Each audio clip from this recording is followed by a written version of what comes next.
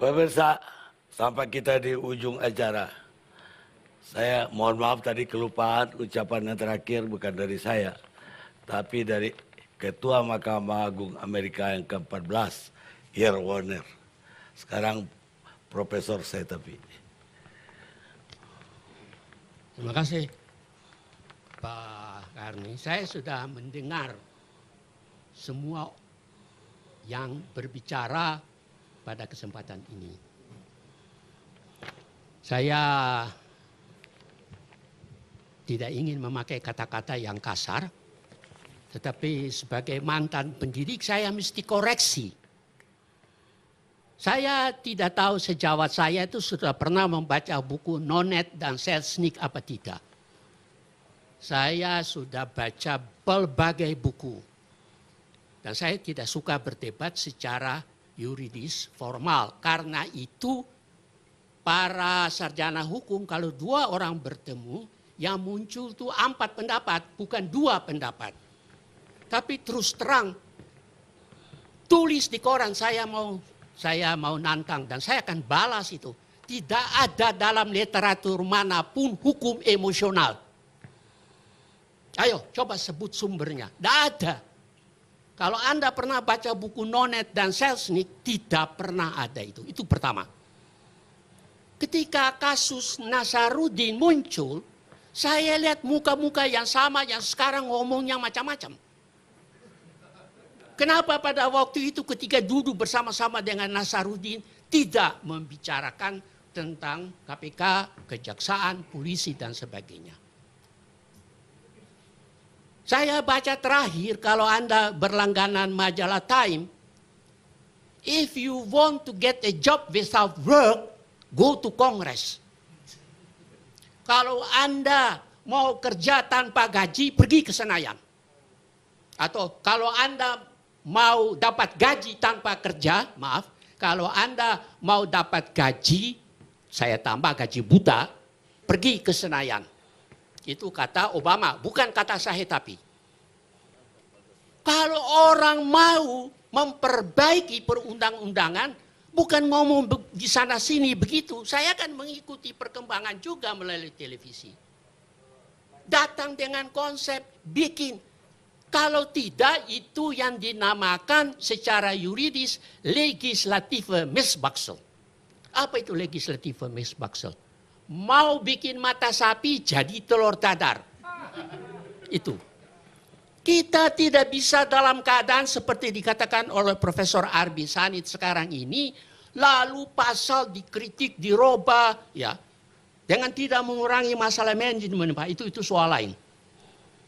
Coba kemukakan, tulis supaya orang baca semua. Jangan cuma kritik secara lepas-lepasan saja. Itu bukan pemikiran, apalagi orang dari tempat yang paling terhormat di Indonesia ini, yaitu di Senayan. Saya kecewa berat melihat itu wakil-wakil kita itu berbicara. Gitu. Kalau kritik gampang Pak, saya lihat itu. Apalagi sejak zaman Nasaruddin itu. Dari parpol mana saya sudah lupa itu. Dan tidak perlu saya sebut namanya. Itu kan saya lihat wajah-wajah yang duduk dengan Nasaruddin. Kan sekarang muncul kok bicaranya kok lain. Ini bukan Dr. Jekyll and Mr. Hyde. Saya mau kasih tahu kepada mereka, terutama para pengacara itu. Bukannya karena saya pengikut dari kolonial, ya, tapi mereka Leopold dan Bianchi, seorang kriminolog terkenal, mengatakan strafrecht is een slecht recht. Hukum pidana adalah hukum yang jelek. Gitu. Kalau Anda mau mengadakan reformasi hukum, mulailah dahulu dengan hukum acara. Kalau tidak nanti jadi seperti Sepp Blatter itu, yang sekarang di FIFA itu. Itu Sepp Blatter tuh Anda, Pak Karni sudah baca, sudah kawin 3 kali. Belum lagi yang lain-lain. Saya bersyukur bahwa dia mempunyai keberanian moral untuk mundur. Saya mau ingin katakan, saya ada bawa clipping di sini. Gitu. Saya tidak bermaksud mau jelekkan siapa-siapa. Yang paling repot itu kan kepolisian. Kalau saya baca Justitiële Verkenningen, majalah dari Departemen Hukum di Belanda, tidak ada Kompolnas itu. Kesimpulan saya, Kompolnas itu hanya hiasan dinding. Mana bisa pejabat-pejabat tinggi itu turun ke desa-desa dan kemana-mana untuk mengadakan penelitian.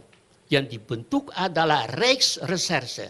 Saya bukan pengikut Belanda, tapi mana yang baik dari Belanda, dari Timur Tengah, dari Amerika, itu yang kita pakai. Bukan kita cuma hanya tembak seperti koboi, begitu lihat ada bayang-bayangan dor. Waduh, itu bukan cara. Saya seorang pendidik dan saya tetap berpegang kepada masalah pendidikan ini. Saya mohon mitra saya besok tulis di koran mengenai hukum emosional. Saya siap untuk menjawab. Kita tidak hanya berpikir secara yuridis. Saya mau mengingatkan Mahkamah Konstitusi bahwa kita juga harus memikir secara problem. Masalahnya itu apa? Kalau ngubah pasal-pasal, setiap orang bisa. Itulah sebabnya dikatakan kecantikan ada di mata Anda. Meskipun istrinya jelek, dia bilang istrinya itu cantik. Karena melihatnya sudah lain. Ya.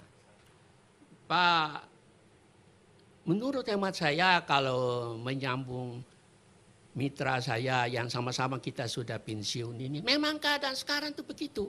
Mau disalahkan siapa? Saya menghimbau yang mulia Presiden kita Republik Indonesia. Coba, berani enggak membersihkan kepolisian? Coba, kalau saya, bubarkan saja itu Kompolnas. Tidak ada gunanya itu, waste of time and waste of money. Ya tuh. Coba lihat, Kepala Barreskrim saja tidak mau memasukkan laporan kekayaan. Itu model apa itu? Pantas Pak, guru kencing berdiri, murid kencing melayang.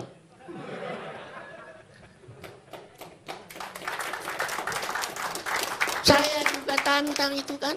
Saya tidak akan mau, karena saya tahu betapa kuat dan kuasanya kalau orang di Senayan tuh ngomong. Tapi saya kan pernah juga di Senayan, tahu itu permainannya bagaimana.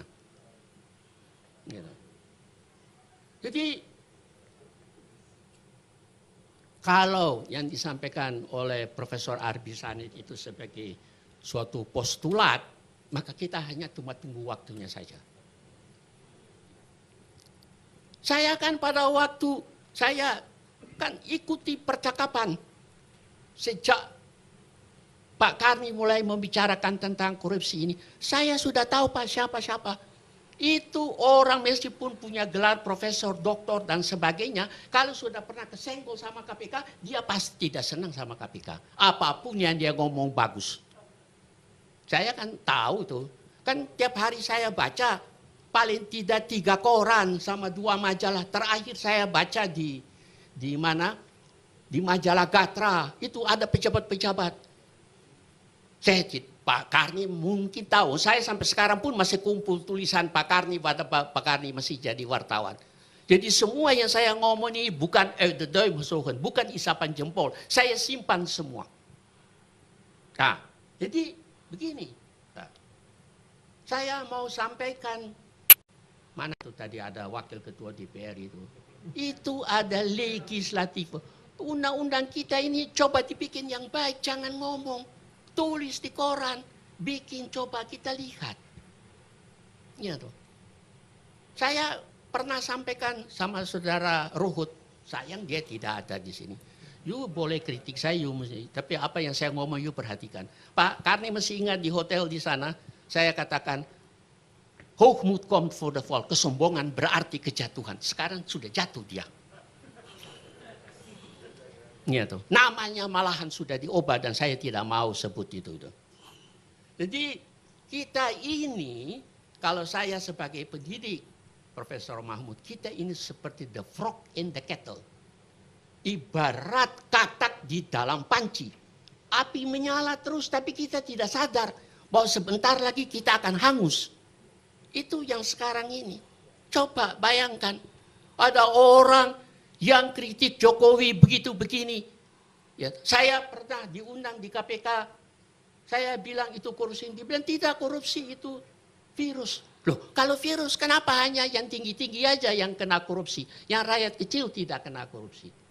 Loh, sekarang setelah dapat jabatan, loh malahan puji Jokowi. Ya dulu maki-maki Jokowi itu lalu bagaimana? Saya tidak mengerti.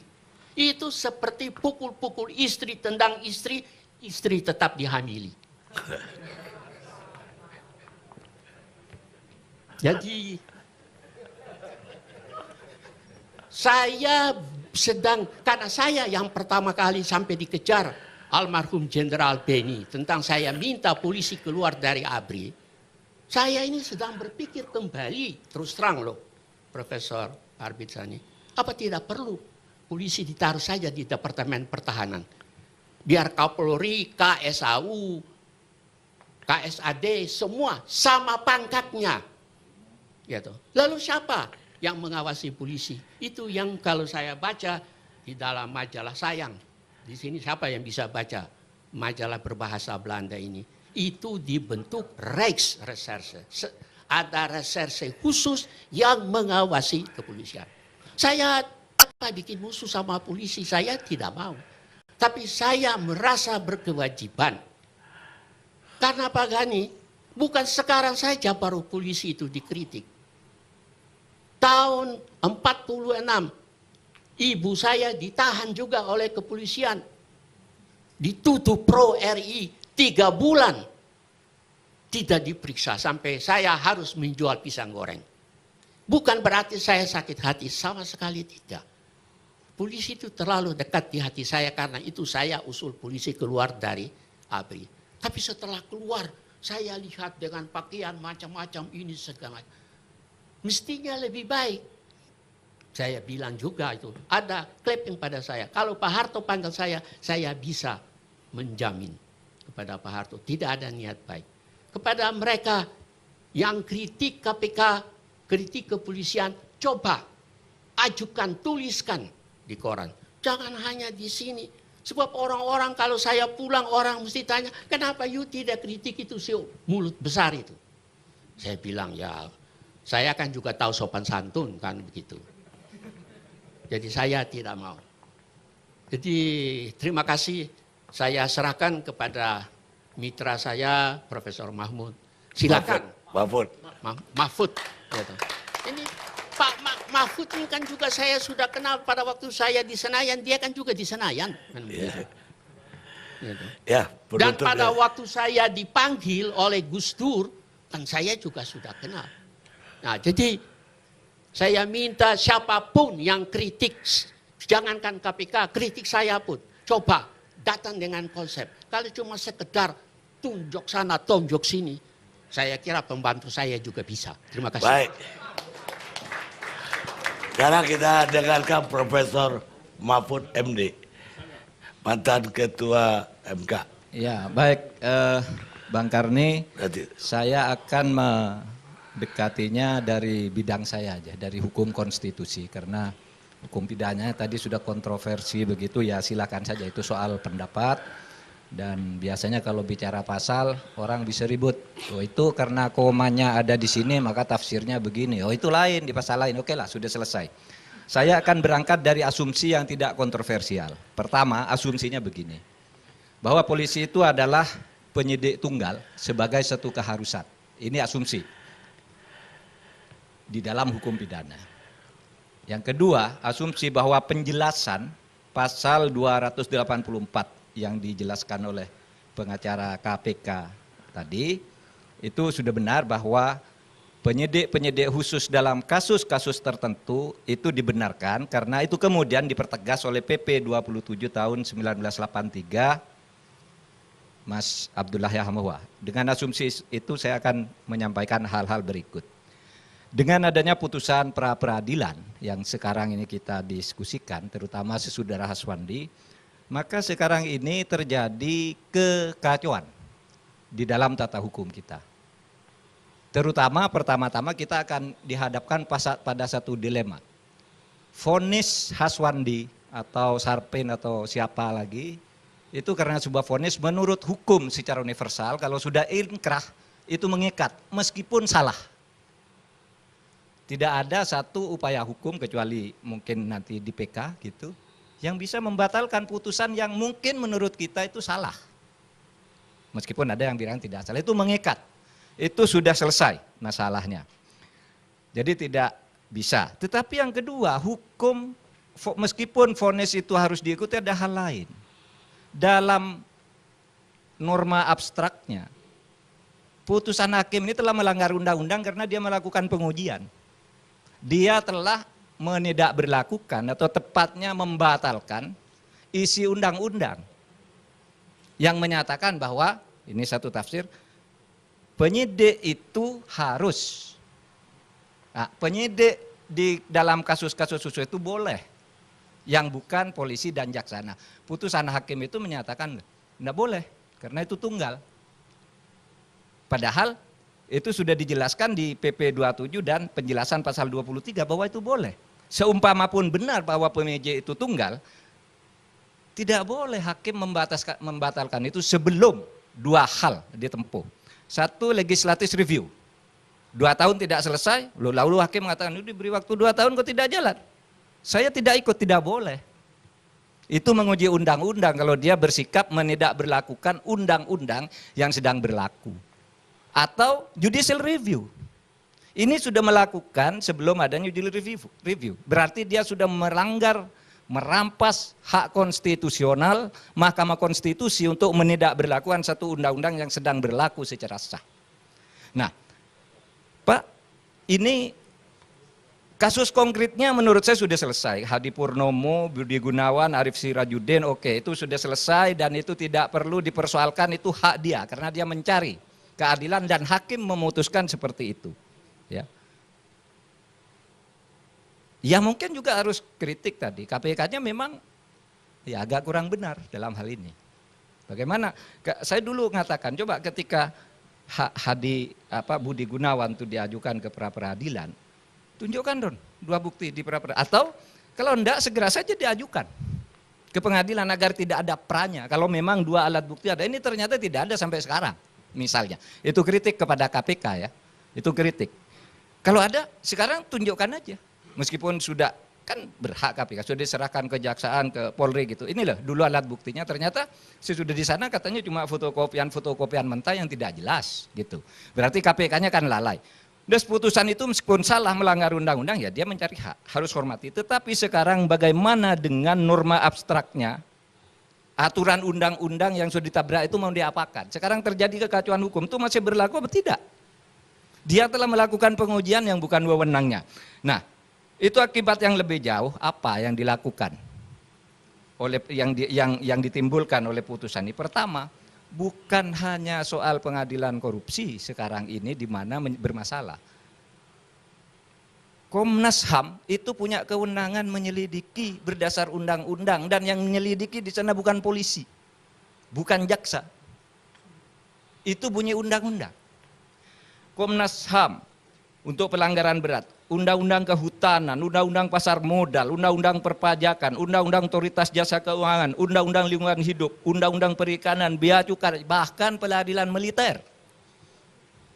Bukan polisi, bukan jaksa. Apa itu semua tidak rusak nih undang-undang? Nah, ya tapi kan itu nanti tetap juga melalui jaksa, bahkan kehutanan segala melalui polisi. iya, tapi kan mereka nyelidiki dulu, seperti iya. Komnas HAM. Ya. Ya kan, bukan polisi menyelidiki, ya kan? Nah, ini ditabrak semua dan itu terjadi kekacauan hukum ini merisaukan ini. Hukum kita karena begini, nampaknya di pemerintahan kita itu tidak paham mana hukum sebagai konsep, mana hukum sebagai praktek, gitu. Jadi sekarang yang ditabrak itu kacauan konseptualnya udah rusak ini semuanya.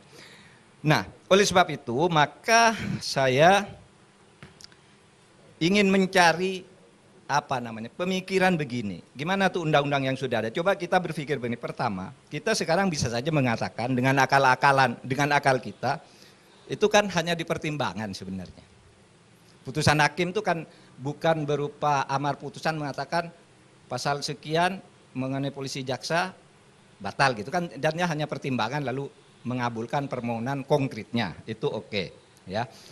Nah, menurut saya langkah-langkah yang harus segera dilakukan sekarang oleh lembaga legislatif adalah bagaimana sekarang menata kekacauan ini dengan mulai proses legislasi baru, memusisikan ini semua yang sudah kacau ini akibat putusan ini. Yang kedua, untuk menunggu proses yang di legislatif mungkin agak lama, maka Mahkamah Agung perlu mengeluarkan SEMA atau perma atau apalah yang biasa dipakai di sana untuk memberi petunjuk-petunjuk yang membatasi amburadul ini. Bang Karni, saya ingin mengatakan dua hal karena saya risau dengan ini. Sudah jelas bahwa putusan ini tidak bisa dijadikan novum. Ya. Jangan bermimpi orang yang sudah divonis, wah itu dulu salah. Karena saya diselidiki, enggak bisa ini dijadikan novum. Novum itu menurut hukum adalah sesuatu yang sudah ada pada saat dia diadili, tetapi tidak muncul di pengadilan karena tidak ketemu atau disembunyikan. Kalau peristiwa baru seperti ini, jangan mimpi dijadikan novum. Yang sudah terlanjur divonis dan sebagainya, jangan bilang, oh saya dulu bukan polisi, enggak bisa. Di dalam hukum itu tidak bisa. Tapi saya risau. Nah, yang tidak bisa ini biasanya dibisa-bisakan seperti yang di atas ini kan. Saya khawatir nanti ada hakim-hakim gila, ini bisa katanya. Hakim boleh membuat begitu. Wah, ini celaka, ini akan makin hancur negara ini, segera menuju kehancurannya kalau ini terjadi. Ya. Ini. Kemudian yang kedua, KPK kalau memang benar, ya, kan ada vonis MK nomor 21 tahun 2014.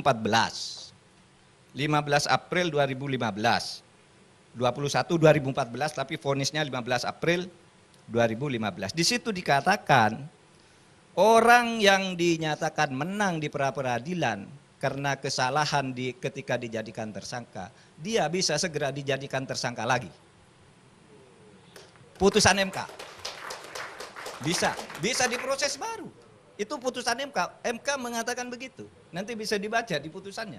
Oleh sebab itu kalau yakin di luar soal Budi Gunawan, kamu Budi Gunawan sudah dilimpahkan, tapi soal Sirajuddin, soal Hadi Purnomo, besok pagi juga kalau buktinya ada, jadikan tersangka lagu, segera ajukan ke pengadilan, itu bisa. Gitu. Nah, pada akhirnya saya sependapat, ya, saya sependapat bahwa KPK itu adalah ad hoc. Tadi ada yang mengatakan tidak ada tuh eksplisit bahwa ad hoc. Ada. Di considerance mengatakan bahwa oleh karena Polri dan Kejaksaan belum optimal, sambil menunggu optimal itu dibentuk KPK. Berarti kan ad hoc di situ. Meskipun tidak ada di kondisi, ada tuh.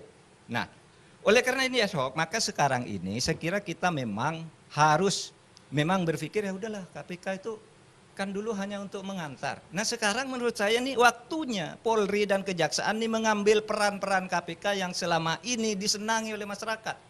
Tangkep itu koruptor-koruptor besar. Itu nanti secepatnya tuh polisi akan didukung, jaksa akan didukung, ya sudah KPK udah selesai.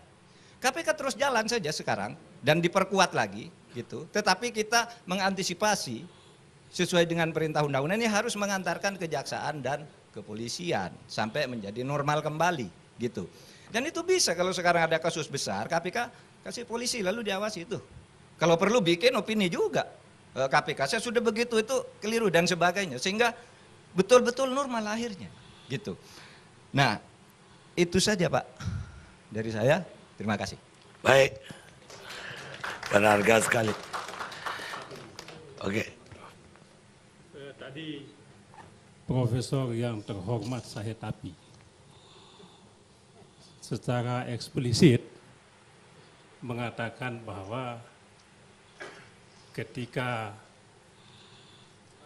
duduk dengan Nasaruddin tidak menyampaikan ini, tidak pernah Dewan menyampaikan usul tertulis. Saya ingin sampaikan usul itu ada, mungkin Profesor tidak baca atau Profesor sudah lupa ingatan. Kedua, Profesor ini kan ketua KHN, tidak ada kajian tentang itu. Padahal beberapa kali kita minta. Ya lalu saya sih waktu itu pikir memang KHN tidak produktif, kemudian dibubarkan. Nggak ada prestasinya profesor ini. Pernah di DPR juga tidak bikin apa-apa. Tapi sekarang kok nyalahin orang suka-suka aja. Kalau Anda ngomong Mudah-mudahan undang-undang saudara, dasar siapa yang ya ubah? mudah-mudahan profesor ini tidak sakit ya. Ya. Mudah-mudahan profesor sehat. Anda kan yang pernah waktu Iya. menulis tesis, saya yang uji Anda, Oh, kok itu Anda soal kok lain sekarang itu, bilang itu tidak bikin soal lain itu, apa-apa. Prof. Soal lain Jangan itu. memfitnah karena Saya Anda kira- anggota Saya DPR. kira ini udah gak sehat. Iya, Jadi saya terima tutup kasih, ini acara. Ilmuwan mencari kebenaran. Filosofi mencari moralitas. Pengadilan pidana mencari satu hal. Vonis yang bebas dari keraguan apapun.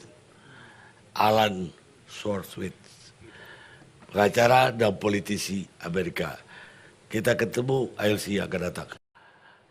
Pemirsa, sampai kita di ujung acara. Saya mohon maaf tadi kelupaan ucapan yang terakhir bukan dari saya. Tapi dari Ketua Mahkamah Agung Amerika yang ke-14, Yer Warner. Sekarang Profesor saya tapi. Terima kasih Pak Karni. Saya sudah mendengar semua yang berbicara pada kesempatan ini. Saya tidak ingin memakai kata-kata yang kasar, tetapi sebagai mantan pendidik saya mesti koreksi. Saya tidak tahu sejawat saya itu sudah pernah membaca buku Nonet dan Selznick apa tidak. Kalau tidak itu yang dinamakan secara yuridis legislative misbaksel. Apa itu legislative misbaksel? Mau bikin mata sapi jadi telur dadar. Itu. Kita tidak bisa dalam keadaan seperti dikatakan oleh Profesor Arbi Sanit sekarang ini, lalu pasal dikritik, dirubah, ya, dengan tidak mengurangi masalah manajemen, Pak. Itu soal lain. Coba kemukakan, tulis supaya orang baca semua. Jangan cuma kritik secara lepas-lepasan saja. Itu bukan pemikiran, apalagi orang dari tempat yang paling terhormat di Indonesia ini, yaitu di Senayan. Saya kecewa berat melihat itu. Saya sudah baca berbagai buku. Dan saya tidak suka berdebat secara yuridis formal. Karena itu para sarjana hukum kalau dua orang bertemu, yang muncul itu 4 pendapat, bukan 2 pendapat. Tapi terus terang, tulis di koran, saya mau nantang dan saya akan balas itu. Tidak ada dalam literatur manapun hukum emosional. Ayo coba sebut sumbernya. Tidak ada. Kalau Anda pernah baca buku Nonet dan Selznick, tidak pernah ada itu. Itu pertama. Ketika kasus Nasaruddin muncul, saya lihat muka-muka yang sama yang sekarang ngomongnya macam-macam. Kenapa pada waktu itu ketika duduk bersama-sama dengan Nasaruddin, wakil-wakil kita itu berbicara. Gitu. Kalau kritik gampang Pak, saya lihat itu. Apalagi sejak zaman Nasaruddin itu. Dari parpol mana saya sudah lupa itu. Dan tidak perlu saya sebut namanya. Itu kan saya lihat wajah-wajah yang duduk dengan Nasaruddin. Kan sekarang muncul kok bicaranya kok lain. Ini bukan Dr. Jekyll and Mr. Hyde. Saya mau kasih tahu kepada mereka, terutama para pengacara itu, bukannya karena saya pengikut dari kolonial, ya, tapi mereka, Leo Polak dan Bianchi, seorang kriminolog terkenal, mengatakan strafrecht is een slecht recht. Tidak membicarakan tentang KPK, kejaksaan, polisi, dan sebagainya. Saya baca terakhir, kalau Anda berlangganan majalah Time, if you want to get a job without work, go to Congress. Kalau Anda mau kerja tanpa gaji, pergi ke Senayan. Atau kalau Anda mau dapat gaji tanpa kerja, maaf, kalau Anda mau dapat gaji, saya tambah gaji buta, pergi ke Senayan. Itu kata Obama, bukan kata saya tapi. Kalau orang mau memperbaiki perundang-undangan, bukan ngomong di sana sini begitu, saya akan mengikuti perkembangan juga melalui televisi. Datang dengan konsep bikin